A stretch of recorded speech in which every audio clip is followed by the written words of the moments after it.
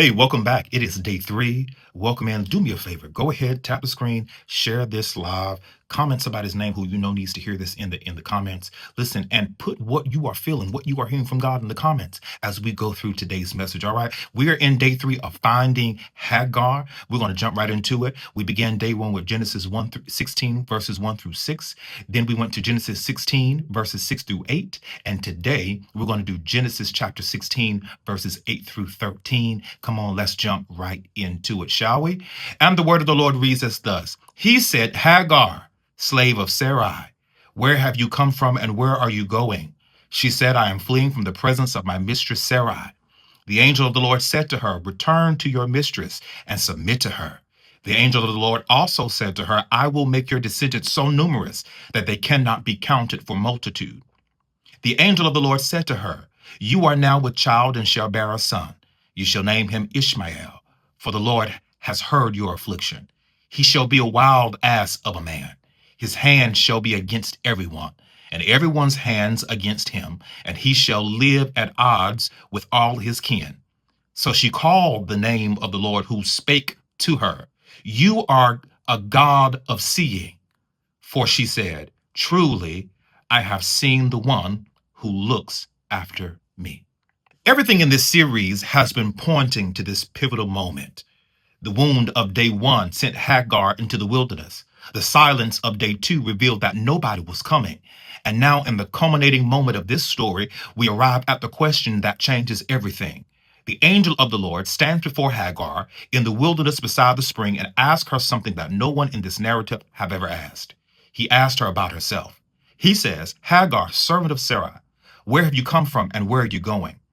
And if you want to understand why that question is extraordinary, you have to understand the world Hagar has been living in.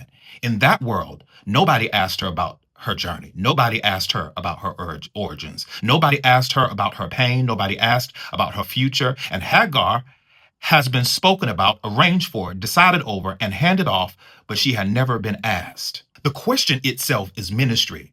The question itself is the grace. Before anything is promised, before any direction is given, before any word about Ishmael or the nations that it shall become, God asks her to tell her story. He makes space for her narrative. He positions himself as someone who wants to hear from her rather than speak over her. In a life where everyone else has had an agenda for Hagar, God presents himself with an open question. Where have you come from? It is the question that says your past is worth revisiting, your journey matters, and what brought you here is not something to be skipped in a rush toward the future. Then he asked, where are you going? It is the question that says your future is not already decided by the people who have managed your life up to this point. There is still somewhere for you to go from here. There is still a future that belongs to you, which you must possess. And so Hagar answers with the truth of her experience. She does not dress it up. She does not perform strength that she does not have. She simply says, I am fleeing from my mistress Sarah. I am running from the place that hurt me. I am in the wilderness because the house became unbearable. And God receives this answer. He does not correct her for her honesty. He does not tell her that she has the wrong perspective. He does not redirect her to focus on what Sarah was going through or Abraham's position or the complexity of covenant dynamics. He receives her story exactly as she told it, and then he speaks. Now, what happens in the remainder of this encounter is one of the most remarkable moments in the entire book of Genesis. God speaks to Hagar. He gives her a word about her son and about her future. He gives her something to hold on to. But the moment I want to dwell on is not primarily what God says. The moment I want to dwell on is what Hagar does in response to what God says. Because in the entire patriarchal narrative, in a story world where naming is the exclusive territory of men, fathers, and male leaders, Hagar does something unprecedented. Hagar names God, and she calls him Elroy. The God who sees me, not the God who sees my labor, not the God who sees my usefulness, not the God who sees what I can produce, but the God who sees me. You must not rush past the weight of that naming.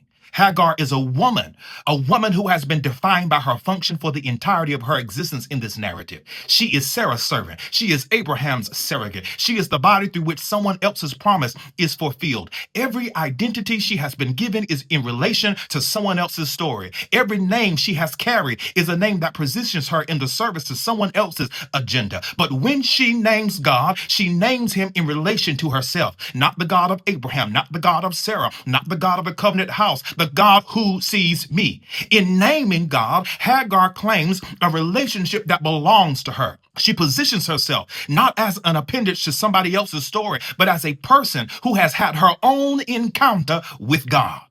And the wonder of Elroy is that this name captures something about God that the rest of the narrative has struggled to demonstrate. The household was supposed to see Hagar and didn't see her. The community was supposed to value Hagar and didn't value her. The people who claimed to follow God were supposed to extend his character toward her and did not extend his character toward her. But God himself sees what those who claim his name have failed to see. Elroy is the corrective to the failure of the promised house. When the house does not see, God sees. When the community does not see, God sees. When the government does not see, God sees. When your boss does not see, God sees. When the system is designed so that people like Hagar are invisible, God makes himself Elroy so that Hagar knows her visibility, her value, and her worth have never been dependent on the willingness of people to look at her. Sisters and brothers, we have traveled a long distance over these 3 days. We began in a house carrying the name of God and found that the name of God and the character of God are not always the same thing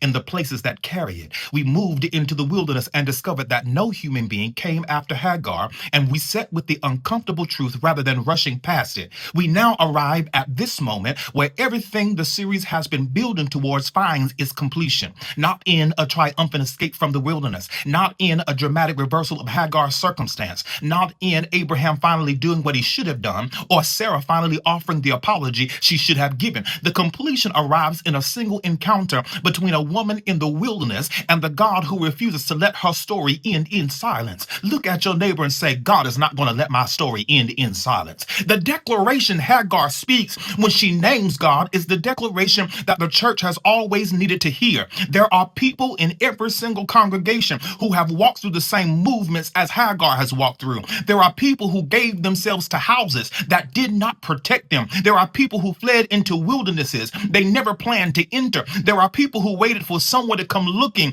and absorb the silence of no one coming. And those people needed to know that their story does not end with the silence of the house or the emptiness of the wilderness. Their story ends where Hagar's story arrives, at the place of encounter. At the place where God appears and asks about their journey. At the place where they discover that the one who sees them has never stopped seeing them. Elroy sees people the world overlooks. Elroy acknowledges the people that systems ignore. Elroy remembers people that often are forgotten. And Elroy meets people in the specific geography of their pain, not in the most sanitized version of it, not in the future they have when they have healed, not in the past before it has ever happened, but right now, in the right here, in the middle of it all, in the wilderness, beside the spring, with all the questions still unanswered and all the wounds still tender and all the silence still ringing. That is where God shows up, not when it's convenient for everybody else, but when it's necessary for the one who has been left behind. This, my sister and brother, is the God we preach, not a God who waits for you to get yourself together before he comes and finds you, not a God who requires you to have the right people advocating for you before he acknowledges your existence, not a God who only sees people who are seated at the center of the table. This is the God who goes into the margin, who reaches down into the muck and the mire. This is the God who goes into the wilderness. This is the God who asks the questions nobody else is willing to ask. This is the God who receives the answer nobody else is willing to hear. This is Elroy, and Elroy found Hagar in the middle of her wilderness. And if God can find Hagar in the middle of her wilderness, Elroy can find us in the middle of our circumstance. Now, I need to bring this series to its declarative close 2 days ago, we opened this text and asked what happens when a promise house produces pain. And 1 day ago, we sat in the wilderness and we named the absence of everyone who should have come. But I can in no way end this series until I tell you what happened when everybody else decided to stay home. What happens when people don't show up for you when you're going through your wilderness? Because in the text, they didn't come looking. Abraham didn't come looking. Sarah didn't come looking. The household didn't come looking. The people who should have cared the most didn't come looking. But while Hagar was sitting behind the spring in the wilderness, God found her. And if God can find her, guess what, sister and brother? God can find us. Through our tears, he can find us. Through our questions, he can find us. Through our brokenness, he can find us.